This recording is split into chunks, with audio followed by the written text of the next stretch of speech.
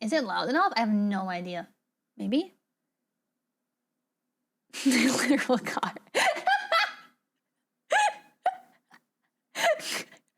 Literal car in chat ripping you up.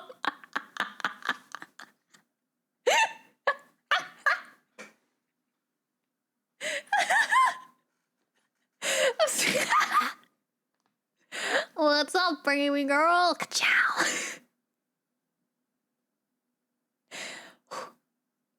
Anyways, so this is the video that I was talking about earlier.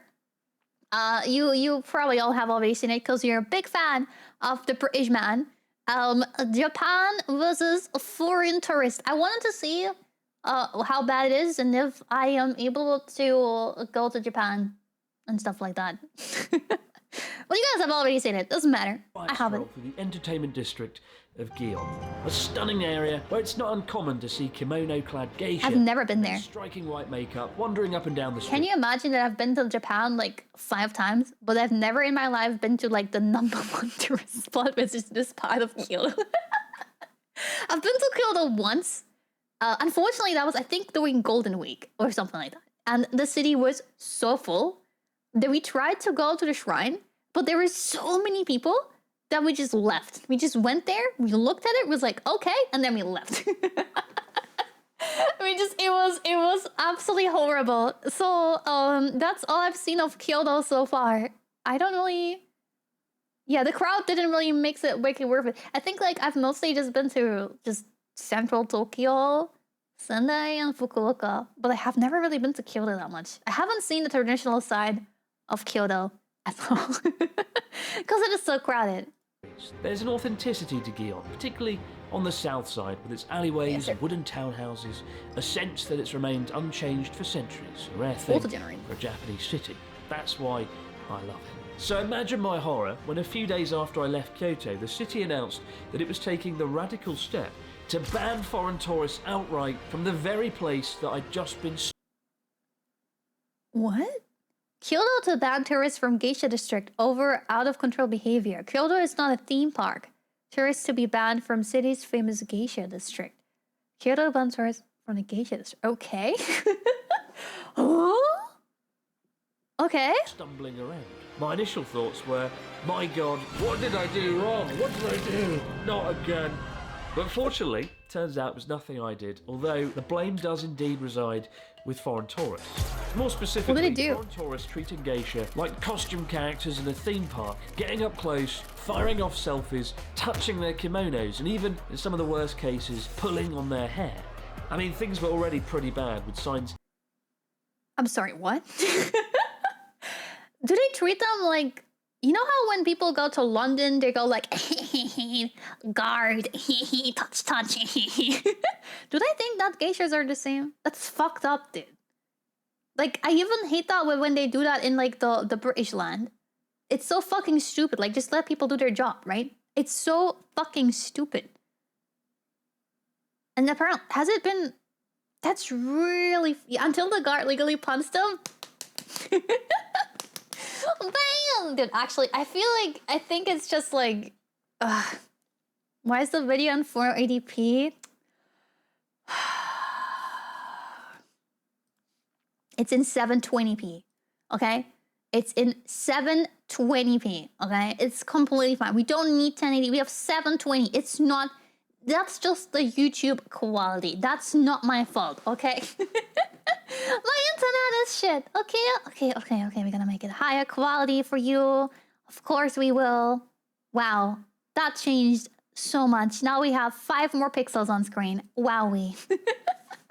Wow, that is so much better. Wowie. It's not like you see more considering I stream in 720p or something like that. You know, it doesn't matter. You know, it's not like it actually gets any better. I'm not gonna put it. Shut up. This video has a higher resolution than the stream. Just leave me alone. It doesn't matter. What I wanted to say is that people are fucked up that go to geishas and think they wanna like, I don't know. It's just fucking stupid. Like, why are people so stupid? I feel like people really have been going to this country thinking it's a theme park. Like, who in their right mind goes up to someone and like don't even ask them and just take selfie. It's so weird. Like, I don't know. It's just weird.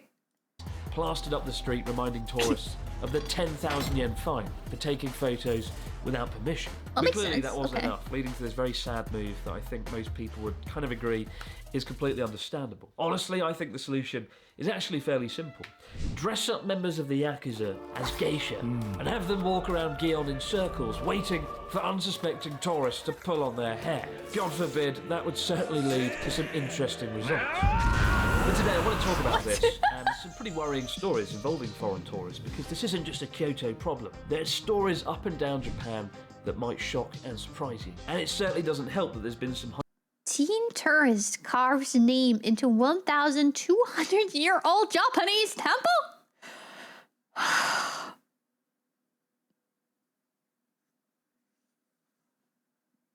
highly publicised incidents involving foreign influencers doing unspeakably shitty things as well. But I'd like to think that he doesn't know. He doesn't know! nobody here who watches these videos would ever grab a geisha's kimono or defile a sacred temple. I don't want to sit here and give you a stern, condescending lecture. I don't want it to feel like you've been summoned to the school principal's office for bad behaviour. Or maybe I do. Maybe I want to go mad with power. You know, it's funny when I chat to people about coming to Japan, there's so much fear. Fear about making a faux pas or screwing up the etiquette, because Japan does have a lot of rules and things. I feel like, honestly, you can screw up rules, you know, that happens. But, like, don't touch people that you don't know. Don't carve your name into random objects. I don't think that has anything to do with culture. I think that's just something you just shouldn't be doing, you know? That's just normal human decency. I guess, you know, you can mess up. I think that's completely normal. But, like, don't be an asshole. Don't be an idiot. Don't be a dick. Like, try to behave like a normal human being. It's just so weird, dude. Not accustomed to while you're here. But look, here's the thing. You really don't need to worry about putting a foot wrong here. Perhaps with the exception of not taking off your shoes and trampling all over a floor. In which case you quite literally have to worry about putting a foot wrong. Apart from that, nobody here will ever get mad at you for making a simple, honest mistake. The sort of things you do need to worry about are all common sense things to avoid doing as a decent human being. Case in point, don't carve your fucking name into the bamboo trees of Kyoto's Arashiyama.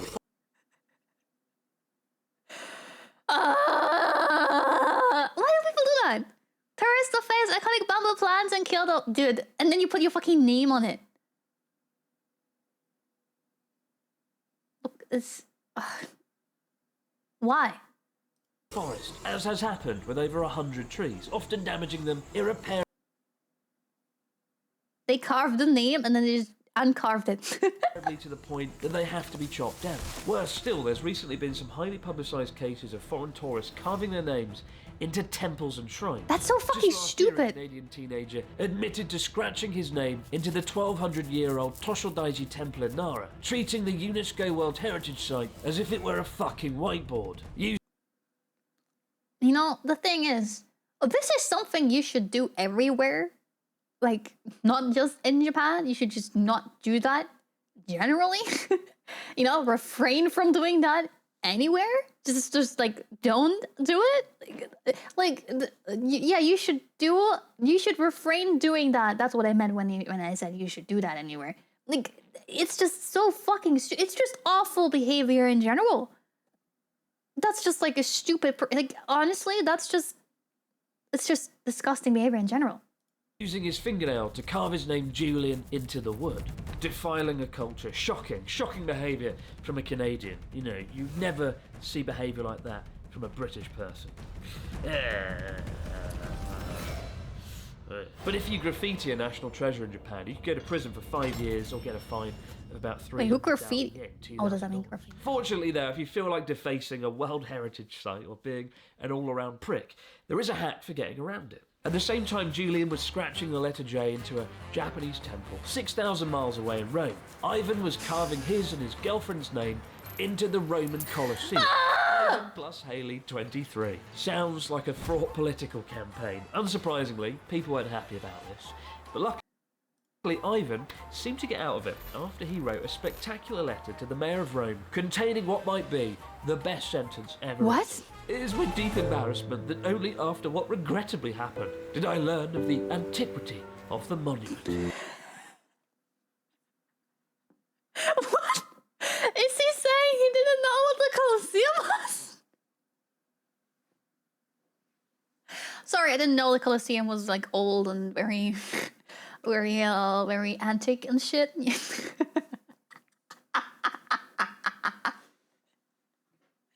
There's no way, dude. There's no way. He actually wrote this? Confessed. This is a lawyer speech. He knew what he was doing. They were just trying to make his sentence less severe by pretending he didn't know. The antiquity of the monument. Yes, that's right. Ivan claimed that only after he'd finished scratching his name into a 2,000-year-old brick, only then did he realise that the Roman Coliseum might be of some historic importance. The worst part about this is they put that on social media. You know how... like, they went to the Colosseum, put their name on it, recorded it for social media to see, probably posted it, and then when Pikachu phase, when it was like, oh, I can't do that? That is like, oh, he dug his own grave. He confessed, like, he actually he is his own evidence. He's so stupid. I mean, of course it's a monument of fucking antiquity. It's in Gladiator, for God's sake. Are you not entertained? Are you not entertained? It's so fucking stupid. I've never understood the thrill of carving one's name into a piece of wood. So, let's do it right here, right now. Oh, and it wasn't the only temple that got defiled either. Just down the road, another ancient temple was the subject of graffiti by what can only be described as a shitty Banksy, this time in the form of a cat.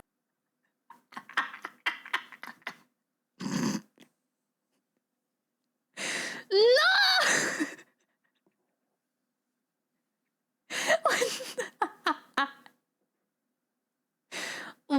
World Heritage Temple in Nara vandalized with cat-like image. You did this? I didn't do this. This doesn't look like me. It's not me.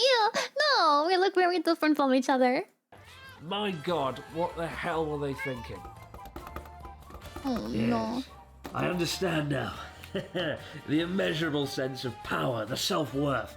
You tried to carve your name into the comment section, be immortalized forever. Actually, it's very stupid. Fuck it. God, I hate myself. But look, I think for every Japanese temple or bamboo tree that gets defiled, Natsuki should be allowed to carve his name into a historic relic or item from the offending nation. Go fuck yourself. Only then will justice truly be served. I think the problem is with that stuff is that the other nation probably... I don't know if that would be a big outrage. I wonder if they would care so much about it. Maybe that's also why it's mostly like foreignness, because they don't respect it. I don't know. I wonder. Now, some problems caused by foreign tourists are a bit less obvious and a bit more well-meaning. Case in point, recently one of Japan's most famous shrines, Itsukushima, was completely renovated down in Hiroshima, partly because it was old and decaying, and partly because tourists were shoving coins into the shrine itself for what they believed to be was good fortune. Travelers' misguided attempt to earn good luck is damaging Japan's most famous tourist shrine gate. What? What? Maybe someone started it, and then everyone else was like, oh, I see, this is probably what it is, and then they just kept doing it. That's probably it. Damaging the Oh shrine no. with ever larger cracks and turning it into some sort of massive crumbling Shinto piggy bank. Still, hopefully the hundreds of coins they were able to extract from the shrine could go towards its multi-million-dollar renovation. I mean, when they finished pulling all those coins out of the shrine, there must have been, $10, $20.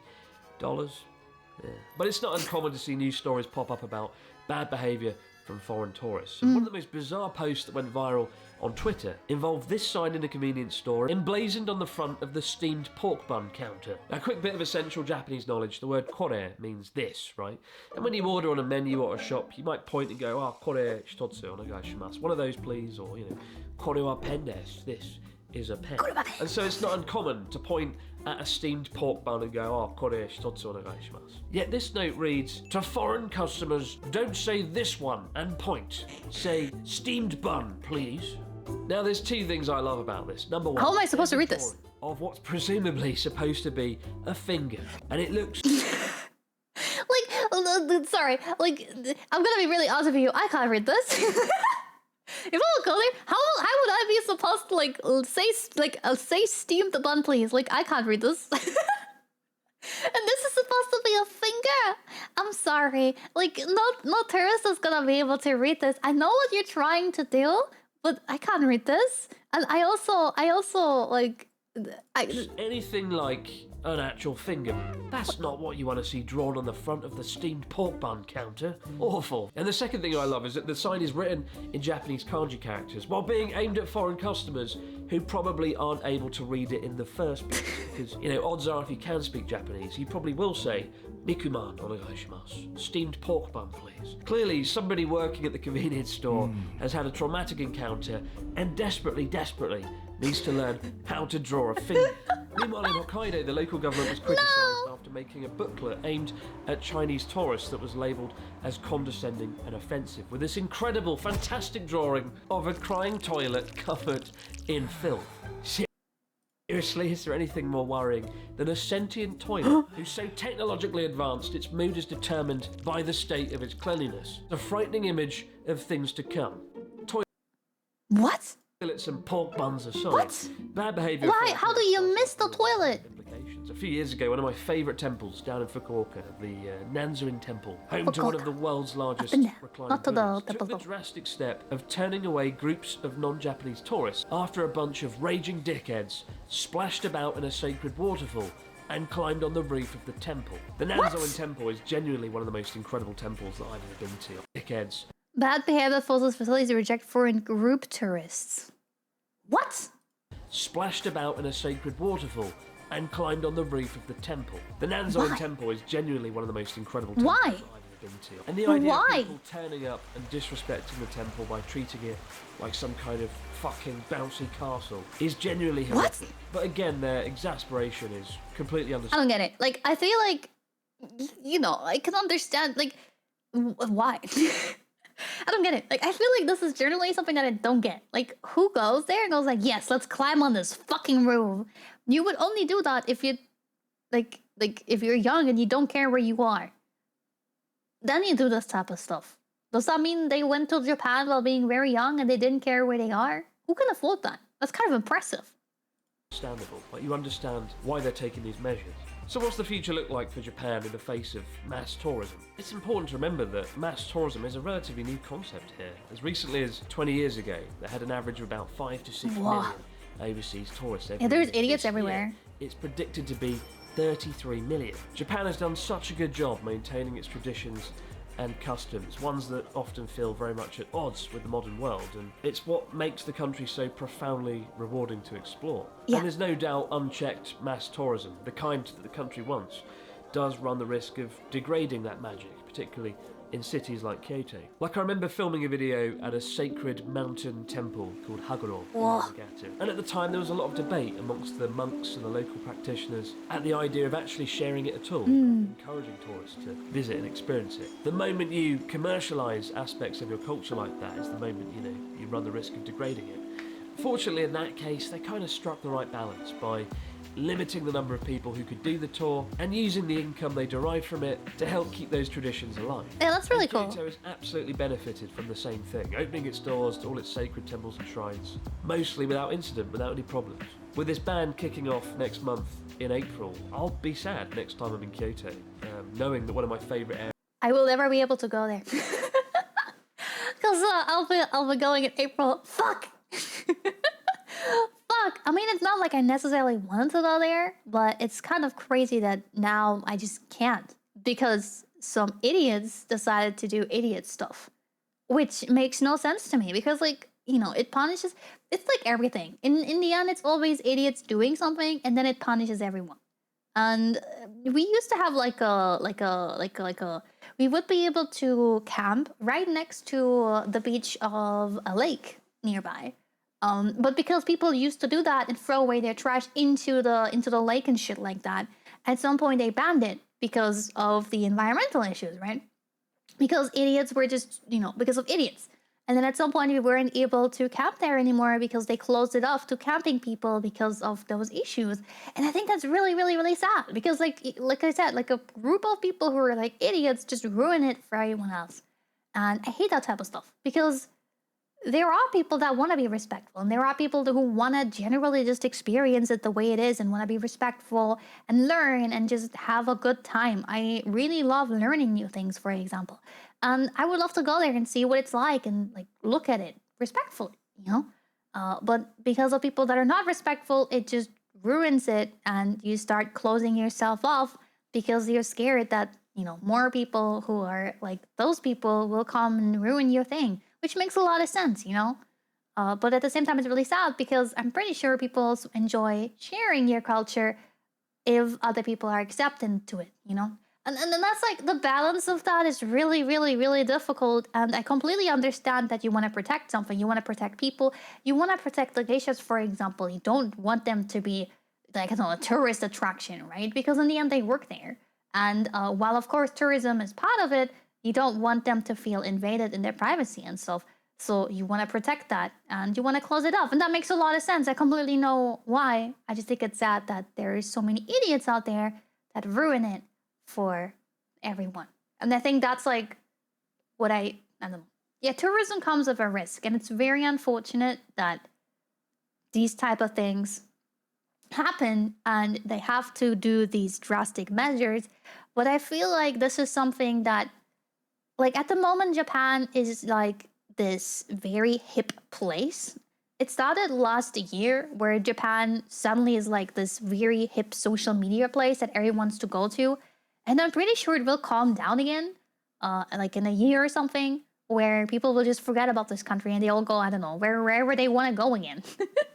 And it's not going to be in Japan anymore, and then things will calm down. And I'm pretty sure that's happening because that always happens. I think there was like a time where India was like the place to go. Like everyone was like, oh my God, I want to go to India. India is so beautiful and stuff like that. Well, you know, it's like stuff like that happens a lot in social media where they like hyper focus on the country and then they like ignore the country going on. It's just very very weird, man.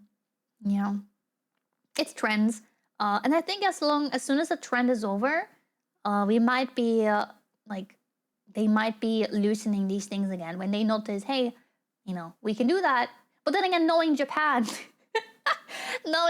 they might also not do that. They might take ages to revert these things because I feel like Japan is something that like they do something and then they keep it, and like going back on it is very difficult. At least from like what I've seen mostly. But I don't know. Maybe this is like something they can easily revert. I don't know. I think one thing that can happen is having local authorities be able to really punish trespassers. Just make them pay a fine immediately or send them back as soon as they... Yes. The thing is, they could have some people stand there, and then as soon as someone does something, just punches them and be like, here, pay this money right now. Come with me, go jail. Boom. Fuck it. Like not even giving them just instantly apprehending them. Being like, nope, this is illegal. You know, maybe put a sign on it. If you do that, you're gonna be apprehended, and then that's just it. Straight to jail. It sounds bad, but maybe that's the only way to make it stop. I don't know. And it's like, oh yeah, I didn't know I'm not allowed to carve my name in this 20,000-year-old wood on this temple. Like, what's that excuse? You know? I don't know, not 20,000, you know, but you know what I mean? It's like, it's difficult. Yeah, I don't know.